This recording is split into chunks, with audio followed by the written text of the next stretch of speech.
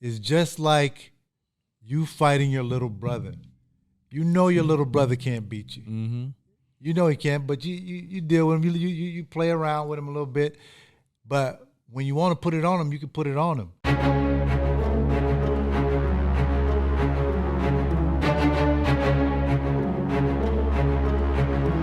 Welcome to the Ring with the Parley with your hosts, Kendall Gill and TLO, where they duke it out over the current events of the sweet science. Moderated by Mindy Bryant, with correspondent Alex Correa of the Squared Circle Report. Sponsored by 6040. Welcome into the Parlay alongside 15-year NBA veteran and former professional boxer Kendall Gill. Yes, What's up, KG, man? Yeah, I'm glad you said former because I'm not getting back in there. Well, not at 50, 56 coming up here in a couple weeks. You know, you made some ice pop a couple weeks ago when I was in Miami and you was in the gym. People thought you were making a little comeback. Yeah, that was just on the bag. It doesn't hit back, right? It's all right, man. Yeah, you're still in the gym. You're still in the gym. You can do it for your health. There you go. Exercise for your health, but don't get in there and try and fight anymore. Yeah, and in a game, fighting is not a game. No, it's not. We know that. The Parlay is sponsored by 6040 Club. Kendall Gill's workout regimen. You still doing 60. I see the shirt. 40, yeah. We see the shirt right 60, there. 40 Club. You guys want to get in shape?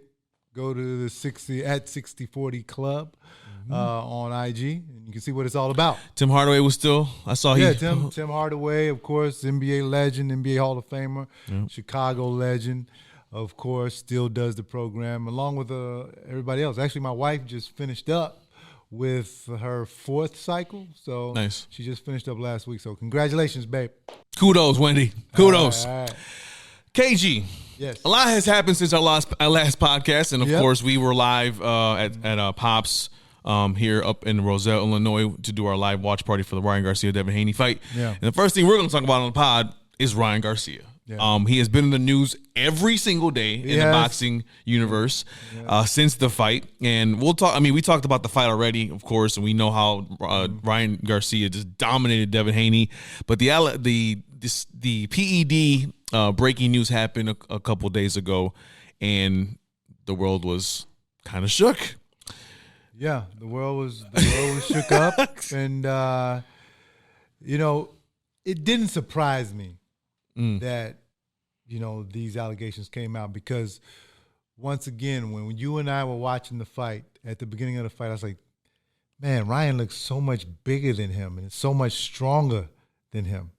And, he came in 3 pounds overweight, didn't have to drain himself. 1, that's an advantage. Mm-hmm. And 2, we're waiting for the sample B specimen to come back May 22nd. Mm-hmm. Now, if that turns out to be positive, then now there's going to be a no contest. Of course, the fight will be, and I don't know where Ryan Garcia goes from here, because now you really put somebody's. First of all, it's tough to get in that ring in the first place. Okay, you're putting your life on the line when you get in that ring. Now, if you are fighting somebody with a chemical advantage, that makes it totally different. Yeah. Now, you're really putting somebody's life. It's double now. Yeah. That you're really putting somebody's life on the line because you have an advantage physically now over them. And for people who are wondering, so on April 19th he was positive for Ostarine, which is a banned PED, right? It's Noradostrin. I can't even say it right. Mm-hmm. They needed more testing to be done, but that happened to be what was positive. Then he turned in the B sample, or they cleared him, I guess, a couple of days after. Mm-hmm. And Ryan put up a post saying they found a billionth of a gram in his system. Mm-hmm. And then of course the report was he was cleared from that first testing, but there's still that May 22nd test that we still have to figure out. Of Ostarine, they found a billionth of a gram. Right, correct. Yeah. Okay, so I got a lot of professional bodybuilding friends. Yeah. Okay, and let's make no mistake, steroid use is prevalent in professional bodybuilding. It exists, yeah. Okay, it exists. So I talked to some of them. They said it is no way possible that Ostarine could get in your system accidentally. So if that test comes back May 22nd, then there's a lot of questions that need to be answered by Ryan Garcia. Well, and Ryan Garcia has proven already in these past couple of months that he's moved as if he's so innocent. Like he went to the Canelo fight. He's doing interviews. I mean, he's free and he's going on social media every day. Right, yeah. So there's two things I look at from this. Number one, his body language. I know he hasn't been, as we would like to say, maybe all there, right? He's doing things very unorthodox, and so that could be part of this act potentially. Right. But you don't think there's any possible way that he'll come up clear? I hope that he does, because I like Ryan Garcia. I really enjoyed the fight between he and Devin Haney. Glad he came out on top because nobody gave him a chance. Yeah. I picked Haney, and I love when there's an underdog story that actually works. And I know that the kid works hard and everything, and does he do things in an unorthodox way? Yeah. On social media. But I would hate for that great victory to be tainted by the use of a performance-enhancing drug.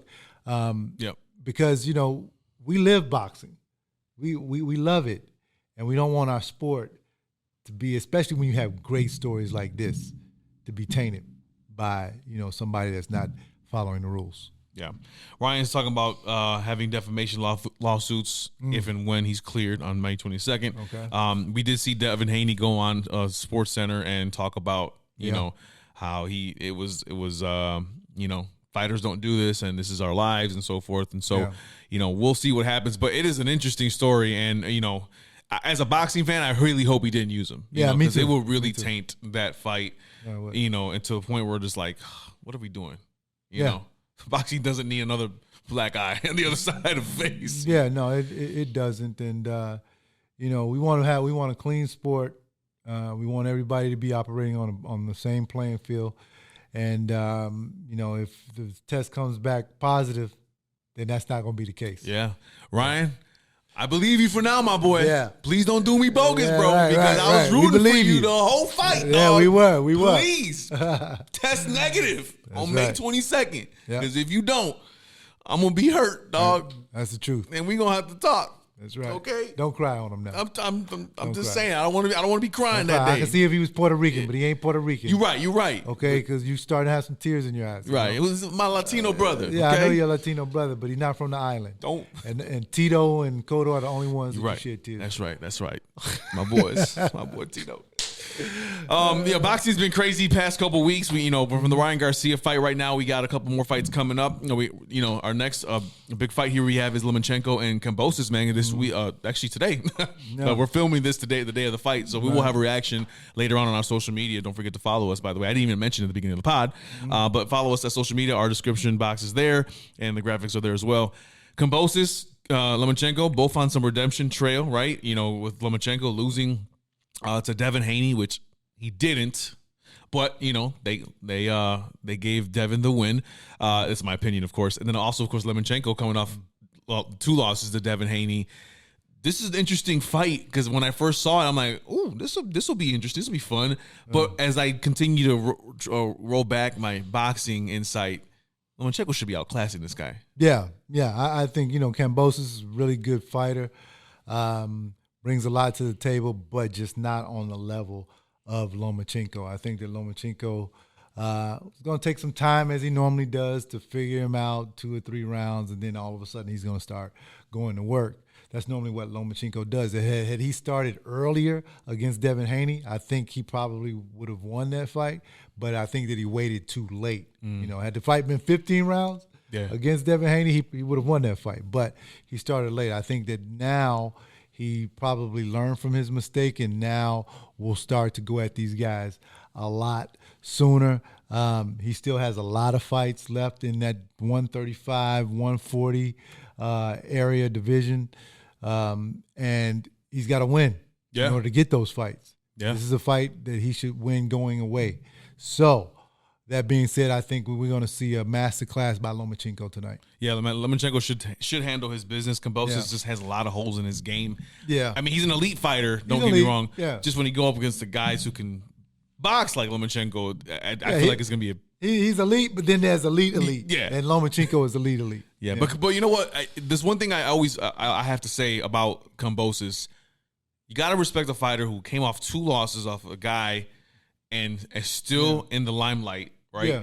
Trying to get it done, and he believes in himself, man. He's out there and he's training hard. So respect to Kambosos, man. Well, we respect him, and but that's how you're supposed to be. You're supposed to believe in yourself. Of course. It's just unfortunate that for him, he's fought in his last 3 fights. He's fought the creme de la creme. Yeah. Yeah. He has. He really has. And therein lies the problem. Yeah. Yeah. Interesting to see. Another weight division right there. Well, actually, another weight division. Same weight division is Gervonta Davis and Frank Martin. We saw the press conference happen on the same day of the Canelo fight. I mentioned to you earlier in our previous interview. I hadn't seen that in a while. Yeah. I didn't know what to fight. I mean, the whole day it was like, we got Canelo, and then we got a press conference there. But Gervonta coming off a long layoff. We know what happened with his personal issues there. But he shouldn't lose a beat, right? I mean, knowing Gervonta Davis, he probably should come in here and take care of business from the odds, right? Yeah, still very young, still hungry, still possesses all of his skills, still has not been in any wars at all. And here's another example of the fight with Kambosos and Lomachenko. I think that Gervonta is elite. I think that Frank Martin is elite. And, that's not taking anything away from him. It just is what it is. Yeah. And, our guy, Derek James, trains Frank Martin. He also trains Ryan Garcia, a former trainer of Earl Spence Jr. But I'm just going to go with Gervonta in this fight. Yeah. Because I think that Gervonta is just going to find a way. He's much like Mayweather, much like Lomachenko. Takes a couple rounds to figure you out. Yeah. Then boom, all of a sudden he hits you with a big shot and you're out of there. I think the same thing is going to happen with he and Frank Martin. Yeah, it's like in a way, not Inouye's last fight, not this one this week, but the previous. He fought. I forget the guy's name, but I know who you're talking about. It should have been a more competitive fight, and it just was It wasn't. It wasn't. Just wasn't. And Frank Martin has sparred Gervonta in the past, and he says his power is okay. He says he's not the guy that hits the hardest that he's ever been hit, and everything. But Gervonta says that about Frank. No, Frank says that about Gervonta. Frank says that about Gervonta. Interesting. But it's different when the lights come on. Yeah, it's different when you're wearing them 8-ounce gloves. Different when you don't have any headgear on. Yeah, So we'll see if Frank says that after the fight. Yeah, if he says the same things, but anything can happen, man. Frank Martin's a great fighter, and he's gonna bring the total package to the ring. Can't wait to see Gervonta back in the ring. He's always exciting, and especially when he brings his entourage. I want to see what's going to happen when he comes to his next fight. We're going to jump all the way up to the heavyweight division because we got a big fight coming up, and it's Alexander Usyk, Tyson Fury. This is a fight that was supposed to happen earlier, but Tyson got he got cut in his eye, and so they had to delay the fight here. Listen, we've met Usyk before. When he came to Chicago a couple years back, Tyson Fury, exactly what he does. He had a fight with Ngannou, and he got stunned a little bit, right? He wasn't in shape. What do you expect from these two, and do you think Tyson is able to figure out Usyk? I think this is going to be the hardest fight Tyson Fury has ever had. Reason being is because Usyk brings so much to the table as far as skill level. 6'3", about 225, maybe 230 at the most. And southpaw, fights you at angles, feints you. Tyson Fury is a master at feinting, but now he's looking in the mirror, and he's facing a guy that's southpaw. He feints as well. And he's probably one of the best feinters in boxing. Yeah. Does this move with his lead hand, which is his right hand, his jab, to make you react each and every time he does it. Yeah. He does it to all of his opponents. Bellew, he did it to. Yeah. Joshua, he did it to. Everybody he fights, He feints them with his lead hand and puts them in position for him to hit them. Yeah. And that's why I think that this is going to be the most difficult fight for Tyson Fury. Yeah, it's gonna. I mean, I definitely can't wait to see the dynamic of Usyk's boxing skill and Tyson's boxing skill. You know, Tyson's a guy who he stays back, right? He's a counter puncher of sorts, and then Usyk does that as well, but he knows how to attack. So I can't wait to see it. People have told me it's gonna be a boring fight potentially. I don't think so. I think rounds 5 through forward, we're gonna see some bombs. Yeah, and I think that you're gonna see Tyson Fury backing up because of Usyk's ability to feint, his ability to get his right foot on the outside of Tyson Fury's left foot. And much like Lomachenko, much like Pacquiao, those guys that are southpaw that understand real estate and understand if I get my foot on the outside, this guy's a dead duck. He's in my wheelhouse. Yeah. And Alexander Usyk is a master at doing that. Yeah. Tyson Fury hasn't faced that yet. That's why this is such an intriguing fight. Yeah, it's gonna be a crazy fight between Alexander Usyk and Tyson Fury. I can't wait to see it, man. It's gonna be fun. And you know, we all know KG is a huge Tyson Fury fan, especially after he beat Deontay Wilder all 3 fights. Hey, look, I'm a boxing fan, so you know I don't have any hate towards Tyson Fury. I just was going for Deontay Wilder. By the way, Deontay Wilder still won the first fight. Yeah, we got more. That's more social media content right there. Okay. We good. I'll tag you on this one later on. All right. Speaking of the heavyweight division, I mean, we got this spectacle of an event happening on July 20th between Mike Tyson and Jake Paul. Yeah. And we talked off the air about what we think about if this is going to be a real fight or not. Recent news a couple weeks ago was back that they're actually sanctioning the fight now. And Jake Paul put it to up like, well, you believe me now? What are you going to say now? Right. I'm still having issues with I don't want to say the event itself, but just the fact that I just feel like it's going to be very scripted, or it's going to be all entertainment. It's all, you know, it's not going to be boxing, you know? And we had Christina Martinez on earlier on our show, and she said it best. She was like, you know, I feel like there's messing with the sport in a way that I don't like it. This rubs off the wrong way. What do you feel about this event? I think they're messing with the sport if they don't come to fight for real. If they come to fight for real, I'm okay with it. You know, Mike Tyson, one of the greatest fighters of all time, one of the most polarizing figures in American history, even at which he will be 58 years old by the time he steps in the ring. It's insane. Is still Mike Tyson. Yeah. And, you know, I was listening to Teddy Atlas's podcast, The Fight, a couple of weeks ago, and they talked about this fight. And he says, you know, I don't care whether you think it's fixed or not. When Mike Tyson gets in that ring, there's a switch that goes on, and he becomes Mike Tyson. He has no turn-off switch. So, and you got to know this. If Jake Paul somehow knocks out Mike Tyson, he'll be he is a phenomenon right now, but I mean, he'll be even bigger than he already is. Yeah. Okay. Mike Tyson ain't letting that happen. Yeah. And you know, in the back of Jake Paul, like Jake Paul, I don't trust the guy at all. You know, if he says something, shakes your hand, says, you know, he's thinking about doing something else. Because even if they say, okay, Mike, we're going to go light, you know, it's just going to be like a glorified sparring session and something like that. You know, in the back of Jake Paul's mind, no, I'm trying to knock him out. So I'm not going for none of that. Jake Paul is just that type of guy. I've known these type of guys my whole life. Sure. He's that type of guy. Okay? So if I'm Mike Tyson, and it appears that Mike Tyson is taking this seriously, I'm going to take this seriously. I'm going to train my butt off, and I'm going to go in there. I'm going to hurt Jake Paul. I'm going to knock him out. Well, the odds are not like Ryan Garcia, Devin Haney. The odds are like plus 170 to minus 2 something. Like, that's how close. I mean, they're not. They're close. They're closer than when you anticipate. Right. And so I hope that's not part of the scheme either. But I mean, it is a fight that's happening, and I'm trying to look at it from a boxing, you know, from a boxing purview here and enjoy it, but I can't you can't help but think about what I just told you. Yeah, I mean, we want it to be a real fight, but there's 2-minute rounds, 16-ounce gloves, no headgear, which I'm glad is no headgear. But why are we? If this is a real fight, why isn't it 10-ounce gloves? Yeah.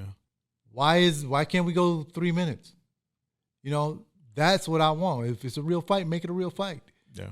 You know, and you know, look, I don't knock Jake Paul's hustle. Okay, these guys been a genius as far as transferring his talents over from being a YouTuber to a fighter. He goes in and, you know, I know guys that have sparred with him, been in his camp and everything, that say that he genuinely works hard. He respects the sport. But then the thing is, he still ain't that good. You know what I mean? So that's why he has to go and fight a 58-year-old. Yeah. Well, you know, I tried to get to fight with him. I'd be 56 at the time. Okay, yeah. But back then, what was that? 4 years ago. Yeah. So one of these days, he's gonna have to fight somebody his age, and fight somebody that's on the same level as him. Hey, you know, he fought Tommy Fury, and he lost. So we got that. We got it. Kind of. And he lost. So that's telling you what he is. Yeah. Okay. And where does he go after this fight? Does he continue to fight retired MMA guys? How long he wants Canelo, supposedly. He wants Canelo. Don't even do that. Don't even do that. Don't even do that. We're about to talk about Canelo in a second. So where does he go after this? Because, okay, the novelty of seeing him fight MMA guys, retired guys, Nate Robinson, who's a retired basketball player who had no background in boxing, the novelty is over. Yeah. So sooner or later, he's going to have to fight another guy like Tommy Fury. Yeah. And if he loses again, it's over. Yes, I mean, we'll see. I'm really interesting to see. We're all interested to see what happens with this Jake Paul and Mike Tyson. Yeah, he's going to make a lot of money. Both of them going to make a lot of money. They're going to make bank. Both of them going to make a lot of money. So that's something that's going to happen for sure. Right. We can't wait to see that as well in July. You know, this past weekend, Canelo, Jaime Munguia, we saw it last week, and we saw a man versus almost a boy, it felt. You know, and there's no disrespect to Jaime Munguia. Jaime Munguia, true warrior. I mean, he did his thing. He did everything he possibly could. Yeah. And, you know, he was there. But there's a consensus that in round 12, Canelo held back after he landed a nice right, straight right on him. And he just held. Not that he held him up, but he just stopped. Right. So, you know, it was Jaime was pouring on punches. We knew he was going to throw a lot of punches, but it was just different. The punch was different, right? Yeah. Listen.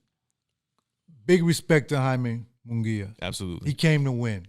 Yeah. Came out that first round trying to walk Canelo down, and he threw a lot of punches.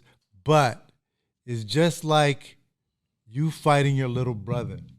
You know your little brother can't beat you. Mm-hmm. You know he can't, but you deal with him. You play around with him a little bit.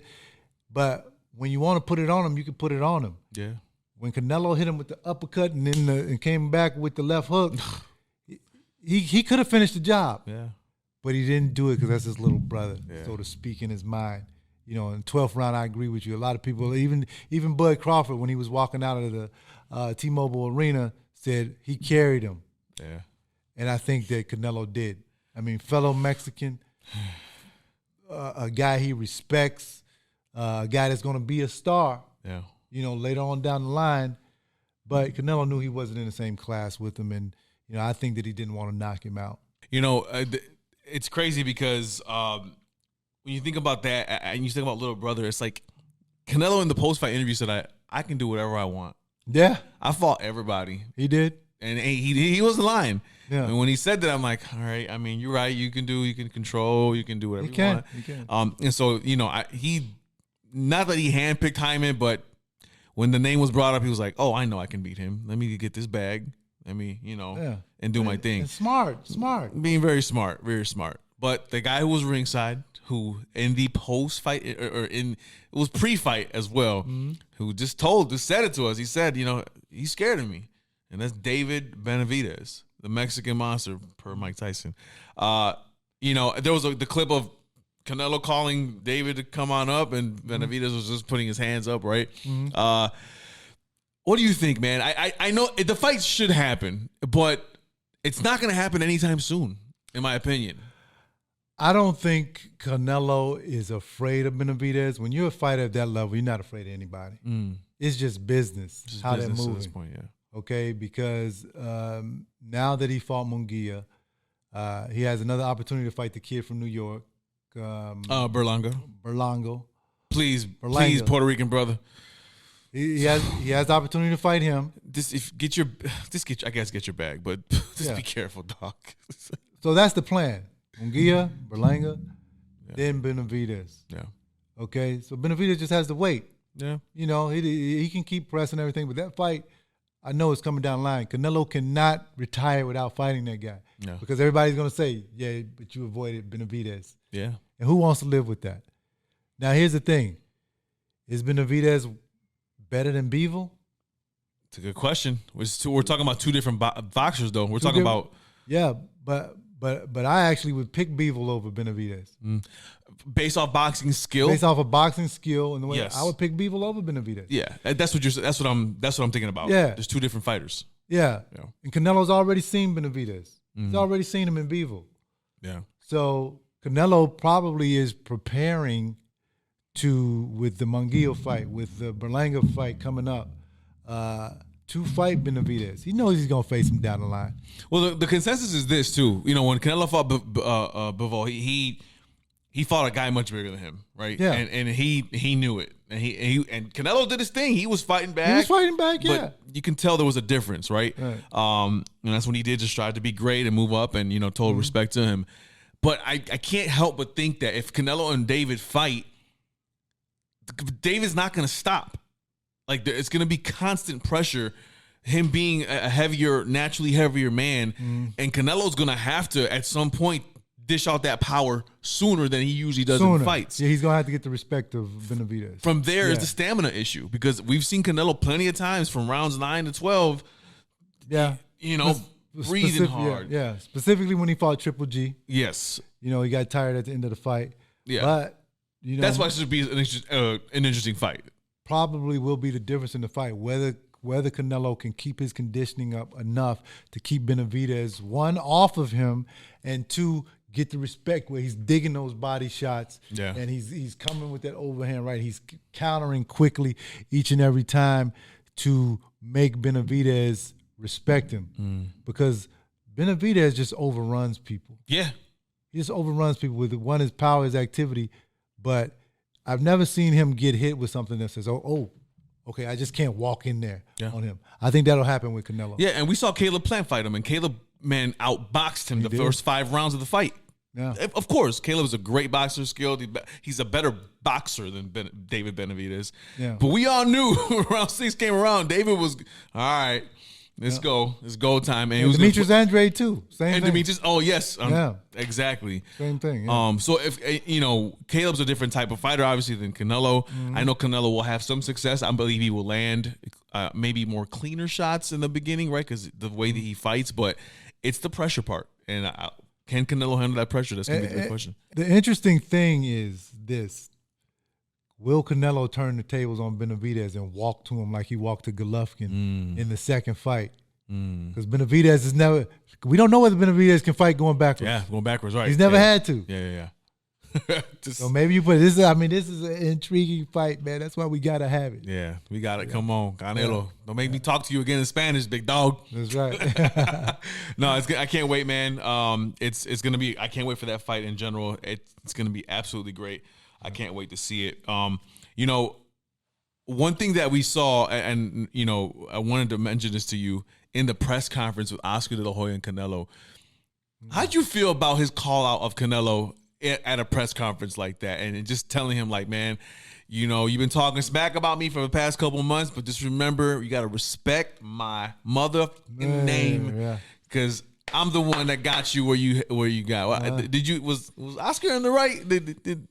Were you okay with it? Yeah, I was okay with it because it's entertaining. It's entertaining, and that's what keeps the interest in boxing, because as soon as it happened, you text me and send me, like, oh, did you see this? Then I went to it. I was like, oh, shoot. Then I texted to somebody else. So now it went viral. It was a good fight sale. They needed something, because it was a boring promotion. Yeah. They needed something to sell it. And these guys understand promotion. And is the animosity real? Yeah, it's probably a little real. Mm-hmm. But they understand that it was good for business. Yeah. And that's why they did it. Now, the thing is when Oscar sees Canelo down the line and they continue to do business, are they going to continue this at the press conferences? Yeah. That's the thing. You think Oscar could have beat Canelo at 154? Oh, man, 154? I don't know. At 154. I think Oscar's heydays were at welterweight, man. And welterweight, he had some good fights at 150. 140. Yeah, he did. I mean, but I don't know. You think Tito could have beat him at 154, 160? Canelo? Yeah. Oh, yes. Yes. You think so? I think he could. If they were gonna brawl out, yes, absolutely. Like the problem, this is my thing with Puerto Rican boxers is always there's always been a there's a move forward approach, right? It's a pressing approach. It's by nature almost. I feel like it's like Cotto was the one that kind of broke out because he started fighting. He started to move, from walking back, right? No, because he had that boxing skill to do so. But I think he could end Canelo with his prime left hook that he had back in the day. But the only thing I have is that Canelo has two hands. He's got two powerful hands, and he's got head movement. And Tito, I feel like would get hit a lot. Yeah, and I love Tito, man. That's your favorite boxer too. So, but I can see Canelo outboxing him just by pure, by his, having more tools. Yeah, in this shit. And Tito's counting on that left hook. It's gonna be hard to land it. But don't get it twisted though, because if Tito landed, Canelo got problems. Yeah, he will. I was waiting for him to land it on Bernard Hopkins. Yeah, but it never came. Nah, he was too little. Yeah, Tito was too little. Man. Yeah, he's too little. Why you doing this to me? But he aspired to be great. Another fight here before we wrap up the show, man. It's right now. It went viral this week. Actually, it was Terrence Crawford and Canelo. They're talking about having a mega fight and having them go. Canelo come down, Crawford go up. Let's get a catchweight going on. Is this good? Yeah. I mean, it's good for boxing. Yeah, but it's this good for Terrence? I'm sorry. Should Terrence do something like this? Yeah, he should. I mean, he's daring to be great. He wants to be, 3-time unanimous champion in three different weight divisions. Yeah. I don't think that's ever been done before. That'd be crazy. Yeah, I mean, undisputed in 3 different weight classes. Yeah. I mean, that's crazy. So it's 140, 147, and then 154. So he jumps 2 weight classes. Well, he'll jump. Yeah, but I think that fight. I don't know whether Terrence can go to 168 and fight. Yeah, they'll have to fight at a catch weight. Yeah, that's too much. 160, maybe one, and it's hard for Canelo to get back down there. Yeah, so that's why it's tough. So they'd have to fight probably 162, 64 in there. But it'd be a great fight. Be a great promotion. Yeah. Both of them make a whole lot of money. Yeah. You're talking 2 of the biggest names in the sport of boxing. Yeah. And, after Terrence gets done taking care of his business with this fight, I know Berlanga is supposed to fight Canelo next. Yeah. They should talk and say we need to do some good business here. Yeah. Because I'm looking at both of them for that fight. Both of them $30 million a piece, easy. Yeah. And with the interest that it will draw, seeing if the best little man can beat one of the best bigger men. That's an intriguing fight. Yeah. We'll see, man. Hey, boxing's still giving us treats in 2024. 2023 was great, and 2024 is doing its thing right now. We'll see what happens, but I can't wait to see what happens for the second quarter of the year here as we finish up in boxing. KG, man, we'll see you next week. Yes, sir. We are always here, the Parley. Don't forget to subscribe. All boxing content right there. Social media is there as well. And also, we are sponsored by 60/40 Club. Once again, if you want to know about Kendall Gill's workout regimen, of course, you got to check it out. He puts me to shame. We out of here. It's the Parley. What's up, guys? TLO here for the Parley. 15-year NBA veteran Kendall Gill there. Don't forget to subscribe to everything you see there in the description box. We want to hear from you guys. And, of course, hit that bell for the notifications. Like that, you know what's going on. Hit it. By the way, just want to make sure you know, Tyson Fury has never lost a fight to Deontay Wilder. And this is untrue. He lost the first fight. I don't even want to hear it, bro. He lost the first fight. I don't even want to hear it, bro. He lost the first one. He did it, bro. He lost the first one. He did it, bro. You have yet to watch that fight with me. He lost the last two, but not the first.